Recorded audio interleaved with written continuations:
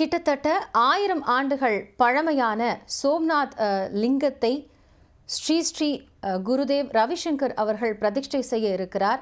பல வரலாற்று நிகழ்வுகளை தன்னகத்தை கொண்டிருக்கக்கூடிய இந்த லிங்கத்தினுடைய சிறப்புகள் குறித்து நம்மோடு பேசுவதற்காக அவர் இணைந்திருக்கிறார். குருதேவ் நமஸ்காரம். நமஸ்காரம். இந்த லிங்க பிரதிஷ்டை அப்படிங்கிறது எந்த அளவிற்கு ஒரு வரலாற்று சிறப்புமிக்க நிகழ்வாக பார்க்கப்படும்? இந்த லிங்கம் அது சோமநாத்தில் முதல்ல இருந்தது. 1000 வருஷங்கள் முன்னே அதை அந்த கஸ்னி முகமது படையெடுத்து வந்தபோது, கடைசி தரம் படையெடுத்து வந்தபோது அந்த லிங்கத்தை அதை உடச்சி துண்டாக்கிட்டார். அந்த மார்பிள் துண்டுக்களை எடுத்துட்டு ஒரு அக்னிஹோத்ரி பரிவாரம், நம்ம தஞ்சாவூர் பாபநாசம் பக்கத்தில் இருக்கிற கிராமத்தில் அக்னிஹோத்ரிகள் அதை எடுத்துகிட்டு வந்திருக்கார். அவ பரம்பரையாக அதை வச்சு காப்பாற்றிட்டு வந்திருந்திருக்கார். அது 1924 ஆண்டு அவங்கள் பரமாச்சாரியர், காஞ்சி பரமாச்சாரியர் சந்திரசேகரேந்திர சரஸ்வதி சுவாமிகளை பார்த்து சந்திச்சு, ஏன்னா நம்ம நாட்டிலேயே ஆன்மீகத்துக்கு அவர் ரொம்ப பெரிய ஒரு குருவா, ஜெகத்குருவாக இருந்து எல்லாருக்கும் ஆசீர்வாதம் செஞ்ச பெரிய மகான். அவர்கிட்ட போய் கேட்டும்போது அவர் இன்னும் 100 ஆண்டுகள் வரைக்கும் இதை நீங்கள் வெளியில் எடுத்துகிட்டு வர வேண்டாம்னு சொல்லியிருக்காங்க.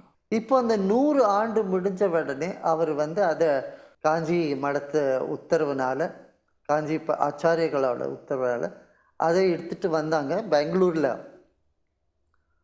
அதை கொடுத்துருக்காங்க. இந்த லிங்கத்தில் என்ன அதிசயம்னா, இது மேக்னெட்டிக்காக இருக்குது. இப்போது ஒரு மேக்னெட்டில் கூட அந்த எண்டில் பாயிண்ட் நார்த் போல் சவுத் போல்னு இருக்கும். ஆனால் இந்த மேக்னெட்டில் என்னன்னாக்க நடுப்புற இருக்குது அந்த மேக்னெட்டிக் போல்ஸ். அப்புறம் இது பல பூ விஞ்ஞானிகளுக்கு கொடுத்து பார்த்த அவங்க என்ன சொல்கிறாங்கன்னா, இது மாதிரி ஒரு பொருள் நம்ம உலகத்திலேயே கிடையாது, இது எங்கேயோ வெளி மெட்டீரியாய்ட்ஸோ இல்லை வேறு ஏதான கிரகத்திலேருந்து வந்திருக்கணும் அப்படின்றாங்க. அதை நான் உங்களுக்கு காமிக்கிறேன். இப்போ அந்த உடஞ்சி போன சிவலிங்கத்தை இது மாதிரி சின்னதாக லிங்கமாக பண்ணி அவங்க வழிபாடு பண்ணிட்டு வந்துட்டு இருந்தாங்க இத்தனை வருஷமாக. இப்போ இந்த லிங்கத்தை ராமநாத் டு சோமநாத்ன்னு நம்ம ராமேஸ்வரத்தில் போய் அங்கே இவருக்கு பூஜை பண்ணி அங்கேருந்து அதை, ஏன்னா சைவம் பிறந்தது வளர்ந்தது தமிழ்நாட்டில் தான் அதிகம். எல்லா நாட்டு முழுக்களையும் சிவஸ்தலம் இருந்தால் கூட காசிக்கு பிறகு இல்லை கைலாசத்தை பிறகு தமிழ்நாட்டில் தான் சைவ பக்தி அதிகமாக பல நூறாண்டுகளாக வந்துட்டு இருக்கு இல்லையா. ஸோ அந்த ராமேஸ்வரத்துலேருந்து அந்த ராமநாதரோட இடத்துல அதை வச்சு ஒரு சத்சங்கம் பண்ணி நம்ம தமிழ் பாடல்கள்லாம் பாடி, இப்போ பாருங்க, பக்தி பாடல்கள், தமிழ் தேவாரம் இதெல்லாம் விட்டுட்டோம்னா தமிழ் பாஷையோட பலமே எழுந்துடும். தமிழ் பாஷை நின்று இருக்கிறதே இந்த தமிழ் பாடல்களால். இந்த பாடல்கள்லாம் ஜனங்க பாடணும், எல்லா பெரியோர்களும் சிறியோர்களும் கலந்து கொண்டு இதை ஒரு பெரிய உற்சவமாக ஆக்கணும்னு நான் நினைக்கிறோம். அதனால் ராமநாதபுரத்துலேருந்து கிளம்பி போய் அப்புறம் கடைசியில் போய் எங்கள் சோமநாத்தில் அங்கே எந்த இடத்துலேருந்து இந்த லிங்கம் வந்திருக்கோ அந்த இடத்துல அங்கே கொடுக்கலாம் அப்படின்னு ஒரு எண்ணம் இருக்குது. இதை நாங்கள் காட்டிக்கிறோம். இப்போ பாருங்கள்,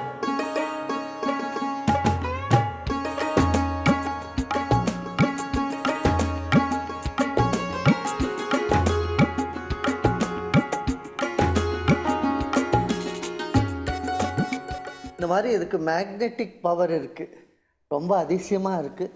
அதனால் எல்லா இடத்துலையும் இருக்கக்கூடியது தான் சிவபெருமான். சித்தம்பலம்னு நம்ம கொண்டாடுறோம்.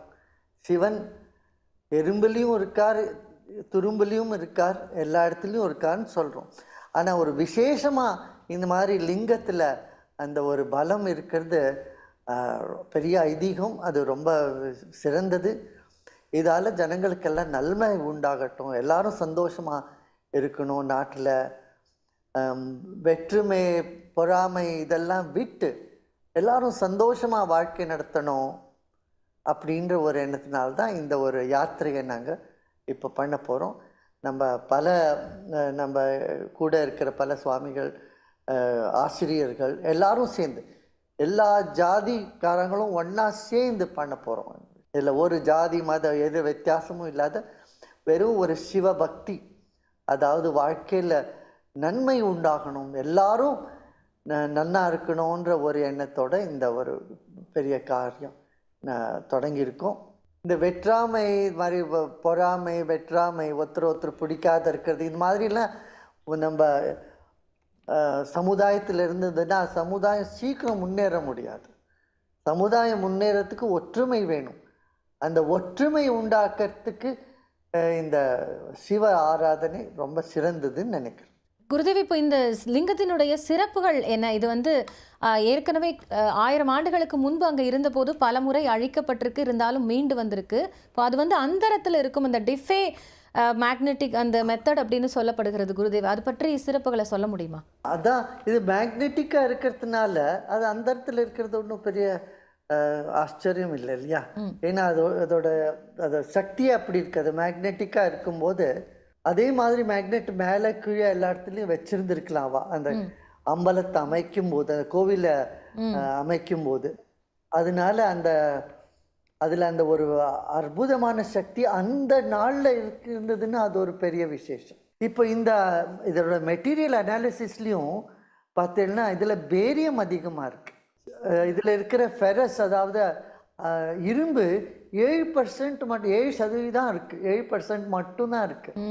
மற்றதெல்லாம் வெறும் அற்புதமான வேற வேற மெட்டீரியல்ஸ் இருக்கிறதுனால அந்த ஜியோலஜிஸ்டே ஆச்சரியப்படுறாங்க. சொல்கிறாங்க இது வேற ஏதோ ஒரு கிரகத்துலேருந்தோ உலகத்துலேருந்தோ வந்த மெட்டீரியலாக இருக்கணும் அப்படின்னு அவங்க அதை நினைக்கிறாங்க. அதாவது இந்த உலகத்திலேயே நம்ம சுயண்டு இதுலேயே ஒரு கவலையிலையும் துக்கத்திலையும் ஈடுபட்டிருக்கிற மனுஷனுக்கு உள் அறிவு திறக்கிறதுக்கோசம் இறைவனே அப்படி பண்ணியிருக்கான்னு நான் நினைக்கிறேன். அதாவது இவ்வளோதான் உலகம் இல்லை, கண்டது கடுகளவு, காணாதது கடலவுன்னு சொல்கிற மாதிரி நம்மளுக்கு தெரியாதது எவ்வளவோ இருக்குது. அந்த நம்மளுக்கு தெரியாததை நம்ம நினச்சி பார்த்தம்போது தான் நம்மளுக்கு ஒரு அந்த எளிமை வாழ்க்கையில் உண்டாகும். எளிமை இருந்ததுன்னா அன்பும் பக்தி தன்னால் பெருகின்றே வரும் வாழ்க்கையில். அதனால தான் இறைவனே இது மாதிரி ஒரு அற்புதத்தை நம்மளுக்கு காட்டியிருக்காருன்னு நான் உறுதியாக நினைக்கிறேன். குருதேவ், இப்போ பரமாச்சாரியார் சங்கராச்சாரியார் வந்து இதை 100 வருடங்களுக்கு பின்பு சொல்லலாம் அப்படின்னு குறிப்பிட்டதை நீங்கள் பேசுனீங்க. ஆனால் அயோத்தி ராமர் கோயிலுக்கு திறப்பிற்கு பிறகு இது வெளிவரட்டும் அப்படின்னு சொல்லியிருந்ததாகவும் சொல்லப்படுகிறது. அது என்ன குருஜி?